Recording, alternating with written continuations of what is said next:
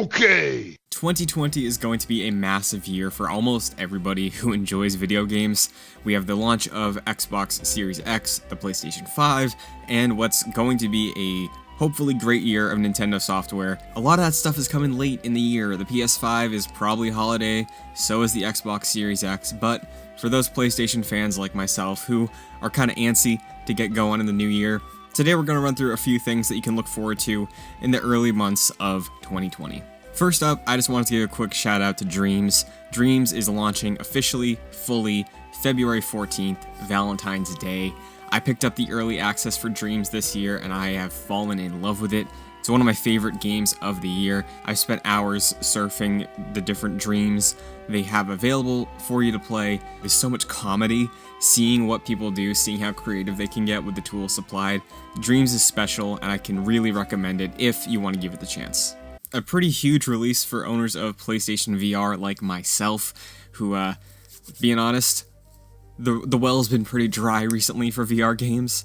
Iron Man VR. Iron Man VR is launching February 28th from Camouflage. Spider-Man PS4 is one of my favorite games of the generation. I think they nailed playing Spider-Man. And from people like Greg Miller, we have word that they've nailed Iron Man. So getting the HUD, putting on the headset, it's going to be a fun time as long as you have those motion controllers and are ready to zoom around as the Armored Avenger. Another personal pick early on in the year is January 23rd, the release of Kingdom Hearts 3 Remind. Kingdom Hearts 3 came out earlier in 2019, and while I loved it, there's definitely things they could have improved upon, and Remind is looking to do just that. After the recent full-blown reveal of the trailer showcasing Final Fantasy characters, new playable characters in the main game, it looks like Kingdom Hearts 3 Remind is going to be significantly larger than we were expecting, and that $30 price tag also lends to that theory. So I can't wait to dive back into the world of Kingdom Hearts 3, get new answers, new questions, and figure out what's going on with the Master Masters.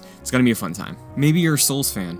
Maybe you loved Sekiro, maybe you really liked Jedi Fallen Order despite the performance issues, but maybe you also picked up Nioh earlier this year, free on PlayStation Plus. If you did, and if you enjoyed it, then Nioh 2 is probably going to be something you're interested in.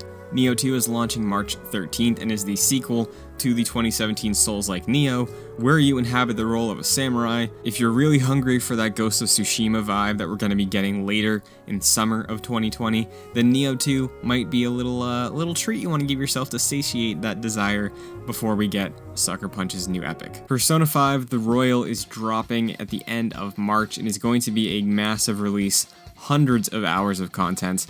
I loved every second of Persona 5. It's one of my favorite games of all time now. I really enjoyed it as my first entry in the Persona series. So if you are new and have an interest, I cannot recommend it enough. The new characters, the new story beats, everything that we're adding to that already massive game. And as someone who did not want that game to end and fell in love with those cast of characters, I cannot wait to go back. Now we're getting into the big stuff though. Cyberpunk 2077, April 16th.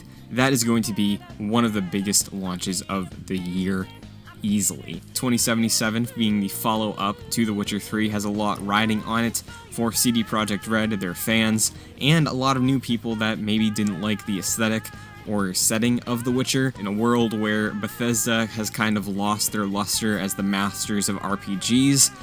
Cyberpunk is here, it's bold, and it's going to be a very big deal when it hits April 16th.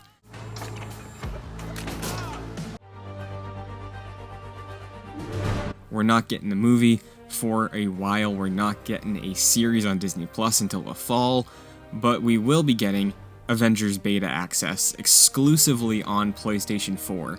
So if you are a PlayStation owner, if you are a PlayStation fan, you have a PS4 like myself, Avengers is coming out in May.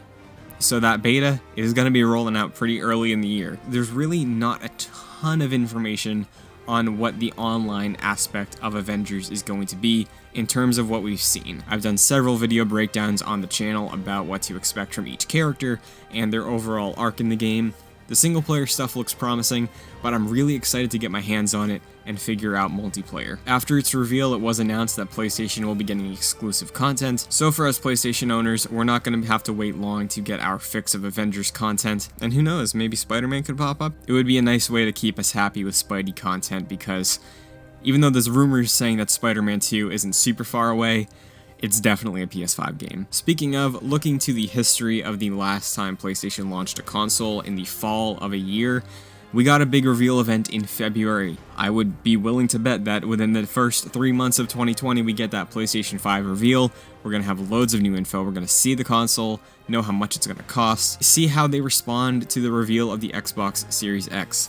Xbox, I'm sure, is going to have a full-blown event outside of their initial reveal at the Game Awards, but the PS5 reveal event, if it does follow the trend of the PS4, then expect to see the console within the first couple months, and I can't wait to see what that machine looks like. I can't wait to see what games they're promising for launch. Horizon 2, please. But there's going to be loads of new info about the second half of PlayStation in 2020. There is a lot of PlayStation first-party content coming out throughout the middle of the year, and while games like Ghost of Tsushima and The Last of Us Part 2 are far out, we are absolutely going to learn more about The Last of Us Part 2 in the early weeks of 2020. Probably through a State of Play. If you've been keeping track, PlayStation's been quiet for a while. We did get that State of Play at the beginning of December, but as far as The Last of Us Part 2 goes, we haven't seen or heard anything about it since the press preview and that delay.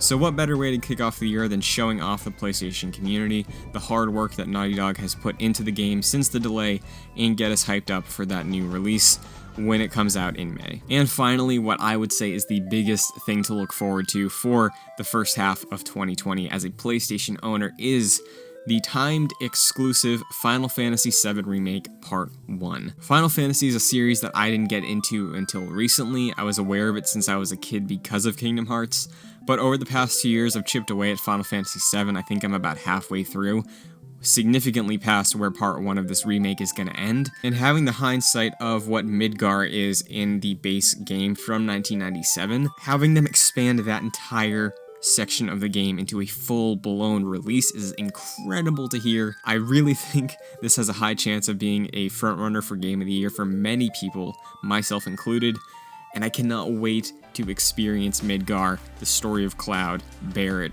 Tifa, Aerith, Sephiroth, fully realized for PS4 hardware, and it's a great place to hop on because as with every numbered Final Fantasy game, each number has its own unique self-contained story.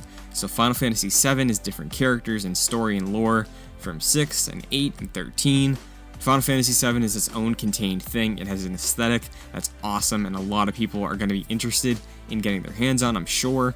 So just like the original in the 90s, I'm sure it's going to be many people's first JRPG and first Final Fantasy game. So there you have it. Those are some of the biggest things to be excited for in the early months of 2020. There are, of course, several other games coming out, and of course, I'm sure there's going to be surprises in store for all of us throughout the early months. Awesome indie games popping up, but that's going to do it. I'd like to hear from you. What are you most excited for to get your hands on and see from PlayStation in the first few months of the new year? Comment down below, let me know, let's have a discussion about it. The last few years have been fantastic years for gaming, so hopefully 2020 continues that trend. It looks like it will. So if you stuck around, as always, thank you, have a good day, and I'll see you next time.